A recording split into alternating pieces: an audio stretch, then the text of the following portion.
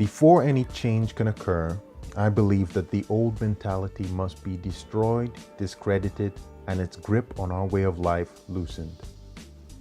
One of the reasons that we live lives rife with unhappiness, unfulfillment, and depression is simply because we harbor the thoughts of the unhappy, the unfulfilled, and the depressed. By that I mean that the narrative that we build for ourselves produces the sensation of depression and negativity towards the world. The Bible says, "As a man thinketh in his heart, so he is." That passage was used as a title for a popular self-help book by James Allen. And it means that the thoughts that we carry will manifest in our lives. Our thoughts will act out as behaviors and actions that will either prolong the status quo or change it for better or worse. A tenet of cognitive behavioral therapy is that thoughts are not facts.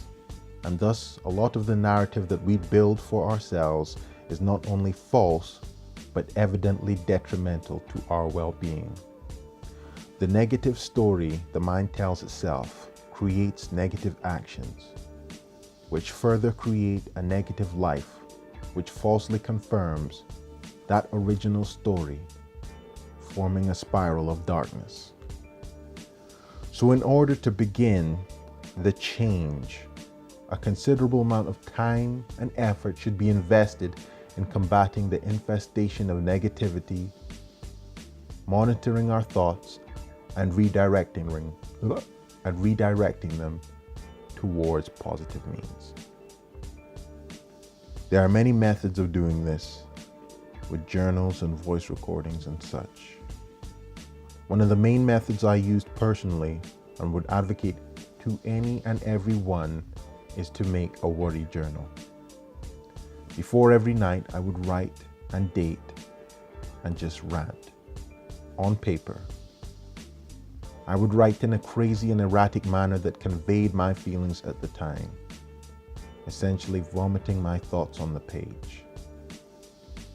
I'd write till I felt empty and go to sleep. And I'd wake up feeling considerably better and lighter than I did the day before. After some time, this system evolved. I would still date every time I wrote, but this time I'd write my rants on the left-hand page. And once I'd done, I'd read it.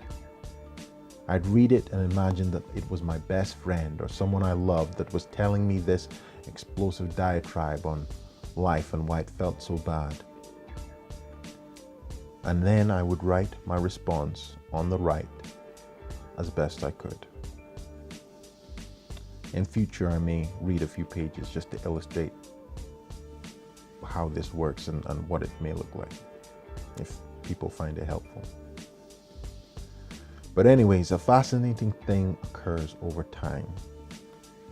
Your depressed side gets less erratic, less frequently, while your encouraging side moves from strictly emotional encouragement, because at the time I had no advice to give myself, to emotional and practical. In essence, my baseline happiness was raised. My resiliency was raised also, and I became a better counselor to myself.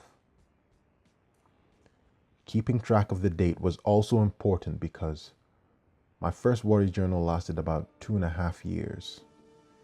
At first, I required daily expulsion of my worries. Then it became every second or third day, then once a week, then once a month, then once every couple months, and so on. After time, you witness your own transformation and draw courage from how far you've come. You see both sides of yourself grow. Your afflicted side becomes more measured. Your healing side becomes more capable and competent. It is in this state where new thoughts can begin to sprout, thoughts that yield more beneficial fruits. But first, you must destroy the negative thoughts that have infiltrated your life and then mount a proper defense from further assault from negativity.